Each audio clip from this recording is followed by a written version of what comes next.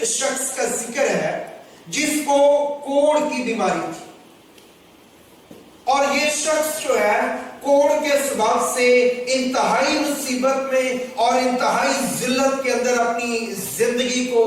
بسر کر رہا تھا، کیونکہ اس کو کوڑ کی بیماری تھی، اور یہ بیماری جو ہے یہ بہت ہی خطرناک تھی۔ یاد رکھیے کہ کتاب مقدس میں، بائبل مقدس میں کوڑ کی بیماری جو ہے وہ اس کو گناہ سے تشبیہ دی گئی ہے، اور یہاں پہ جو کوڑی ہے مقدس مرکز اور لوکا کی انجیل کے اندر، یہ خدا یسوع مسیح کے پاس آتا ہے، اور جب یہ شخص خدا یسوع مسیح کے پاس آتا تو یہ خداوند کے پاس جاتا اور یہ 5 باتیں خداوند کے سامنے کرتا ہے۔ پہلی بات کلام میں لکھا ہے، مگر مرکز کی انجیل میں وہ خداوند کی منت کرنے لگا۔ وہ خداوند کے پاس گیا اور خداوند کے حضور میں جا کے وہ اس کی منت اور سماجت کرنے لگا، گویا وہ اس کے پیچھے پڑ گیا، وہ اس کے حضور میں دعا کرنے لگا، وہ اس کے حضور میں کہنے لگا، اے خدا مجھے کوڑ سے شفا چاہیے، مجھے اس بیماری سے آزادی چاہیے، مجھے اس سے خلاصی اور رہائی چاہیے۔ اور دوسری بات لکھا، اس نے خداوند کے سامنے اپنے گھٹنوں کو ٹیک دیا،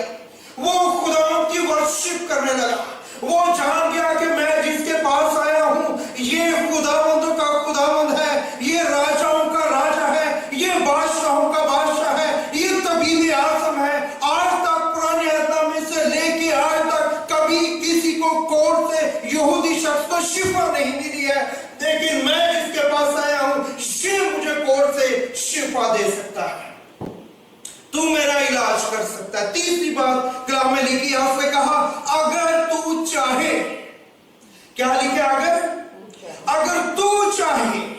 اس نے یہ کہہ کے بتایا کہ میں نے بہت دفعہ چاہا ہے، جب سے مجھے کوڑ لگا ہے میں نے حکیموں کو، ڈاکٹرز کو، بڑی بڑی اور چیزوں کو آزما لیا ہے، میں ناکام ہو چکا ہوں، میں پریشان ہو چکا ہوں، میرے اندر اب طاقت نہیں رہی، میرے ہاتھوں اور پاؤں کی انگلیاں جھڑ گئی ہیں، اور میں مکمل طور پہ، لوکا طبیب نے لکھا ہے کہ وہ سر سے لے کے پاؤں کے تلوے تک مکمل طور پہ کوڑ میں مبتلا تھا، اور اس کا جسم جو کوڑے اور پھنسیوں اور کوڑ کے پھپھولوں سے بھرا ہوا تھا، اور اس کو کسی بھی طور سے سمجھ نہیں آتی تھی، بدن سے بدبو جاری تھی۔ لیکن جب اس نے میرا رب کے مسیحا کو دیکھا تو جرت کی اور اس کے قریب چلا گیا، اس کے آگے سجدہ کرنے لگا، اور اس نے کہا کہ اگر تو چاہے،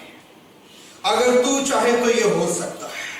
کیونکہ جب تو چاہتا ہے تو نیست میں سے ہیست کو پیدا کر دیتا ہے، جب تو کہتا ہے تو دن اور چاند اور سورج اور روشنی اور ہر ایک چیز کو وجود میں لے آتا ہے، جب تو چاہتا ہے تو پتلے میں جان پھونک سکتا اور وہ جیتی جان ہو سکتا ہے، جب تو چاہتا ہے تو ایک پسلی سے ہوا کو بنا لیتا ہے، جب تو چاہتا ہے تو سمندروں کو ٹکڑے کر دیتا ہے، جب تو چاہتا ہے تو سورج اور چاند اپنی اپنی جگہ پہ رک جاتے ہیں، اور اگر آج تو چاہے تو میرا کون بھی جا سکتا ہے، اگر تو چاہے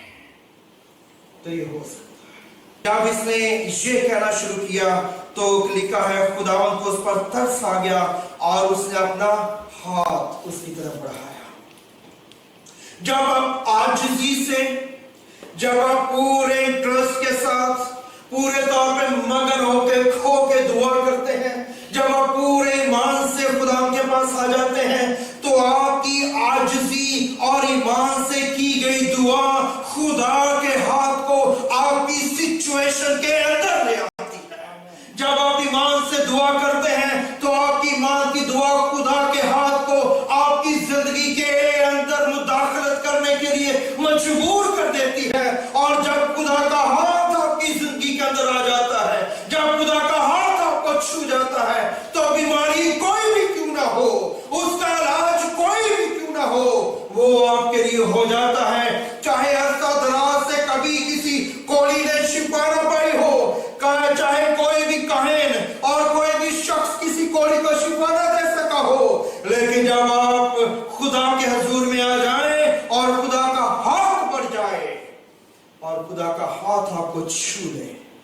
تو آپ کا بدن شفا پا جاتا ہے،